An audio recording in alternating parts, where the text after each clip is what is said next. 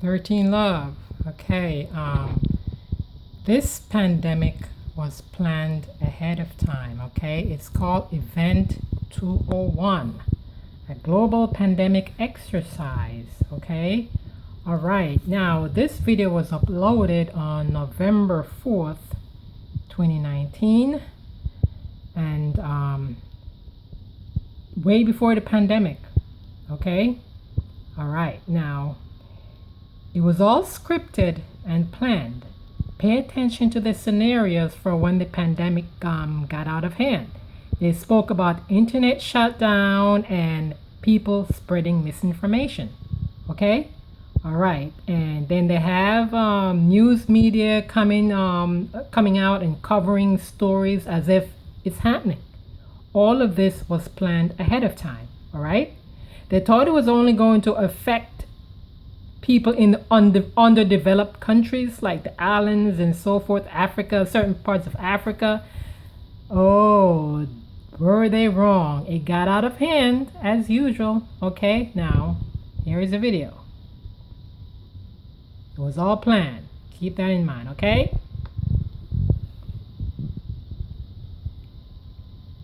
Okay, we will now advance 3 weeks to the fourth and final meeting of the Pandemic Emergency Board on December 18th, 2019.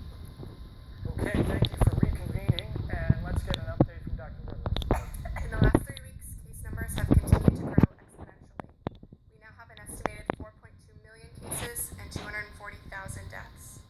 Almost every country is now reporting cases, and those who aren't may simply not have the resources to conduct surveillance. We don't see any change in the rate of rapid spread, and models estimate that we could have more than 12 million cases and close to 1 million deaths by mid-January. We're not sure how big this could get, but there's no end in sight. Financial markets are universally down by 15% or more on the year. Fear of a catastrophic pandemic and uncertainty about the capacity for governments to respond and remain viable are fueling investor uncertainty. We have called this meeting today because of major strategic problems around communication that are happening globally. And here's a media debate that just happened on air today.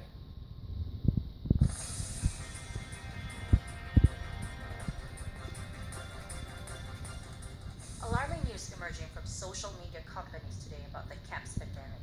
Twitter and Facebook are reporting they've identified and deleted a disturbing number of accounts dedicated to spreading disinformation about the outbreak. For more on this, we go to our correspondent, Catalina Parks. Jen, these accounts were created by several state-sponsored groups intending to sow political discord, and some individuals are seemingly seeking to gain financial advantages. Violence against healthcare workers and minority populations has been increasing. A recent riot highlights the real danger in these posts.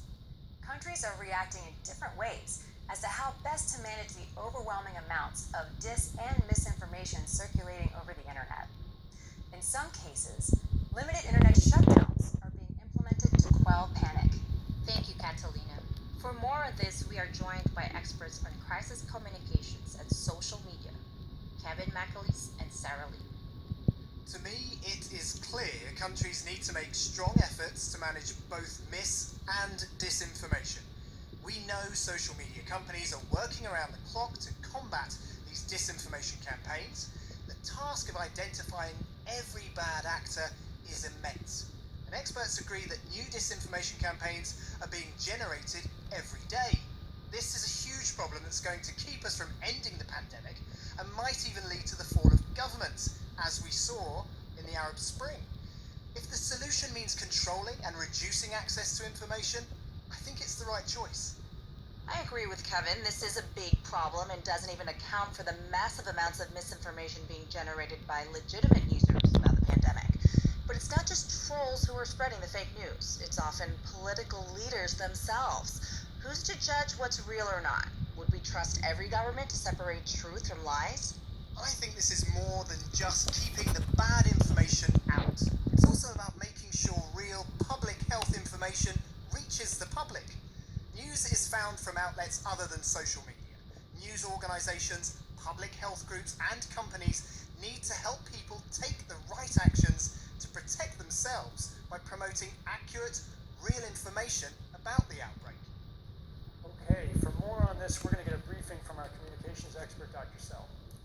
Global health experts have highlighted that and misinformation are wreaking havoc on the CAPS response. Health workers are under attack in a number of locations due to rumors that they are purposely spreading the disease. And response efforts in many places have had to be suspended because of concerns around violence. Pharmaceutical companies are being accused of introducing the CAPS virus so they can make money on drugs and vaccines, and have seen public faith in their products plummet. Unrest due to false rumors and divisive messaging is rising and is exacerbating spread of the disease as levels of trust fall and people stop cooperating with response efforts. This is a massive problem, one that threatens governments and trusted institutions. Polls have shown that mis and disinformation are ubiquitous. At least 90% of the public has been exposed to these messages. At the same time, misinformation messages come from a variety of sources, even government officials. And often governments are contradicting one another. We know that social media is now the primary way that many people get their news.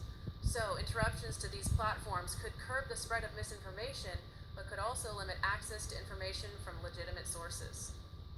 Health ministries around the world are attempting to combat mis and disinformation by amplifying public health messaging through social and traditional media. But they are being outpaced by false and misleading information. National governments are considering or have already implemented a range of interventions to combat misinformation. Some governments have taken control of national access to the internet. Others are censoring websites. All of this was planned ahead of time. And a small number have shut down internet access completely to prevent the spread of The misinformation. video was uploaded November 4th, 2019, way before the pandemic. Other countries It have was taken a all moderate approach planned. and have focused on promoting fact-checking efforts and working with traditional media outlets. Yet these approaches are limited in scope. Social media companies report that they're doing all they can to limit the use of their platforms for nefarious or misleading purposes. But this is a technically difficult problem, and false, misleading, or half-true information is difficult to sort without limiting potentially true messages.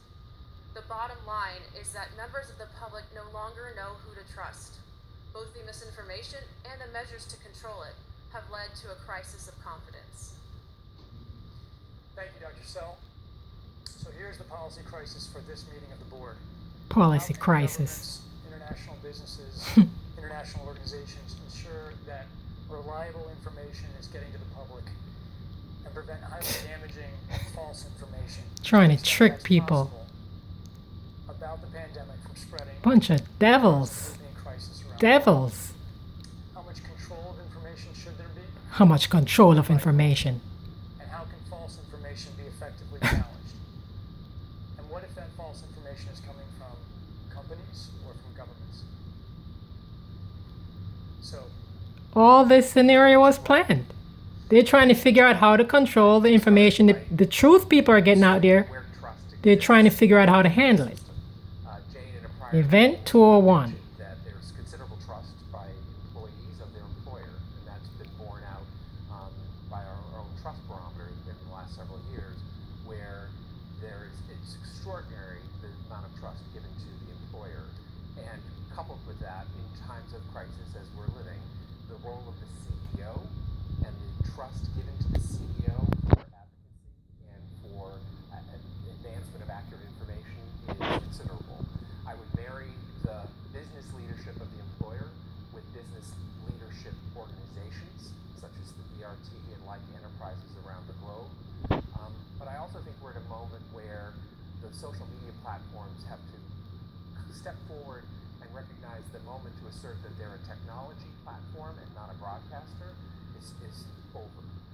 They in fact have to be a participant in broadcasting accurate information and partnering with the scientific and health communities to counterweight, if not flood the zone of accurate information, because to try to put the genie back in the bottle of the misinformation and disinformation is nigh impossible. so flood good information. Okay, others, yeah, Jane. Yeah, so can I agree with that? And my fact it did come from you and trust in you'll be pleased to know. But also born out This is of segment time. 4, by the way. Can I also add that I think there are real technology opportunities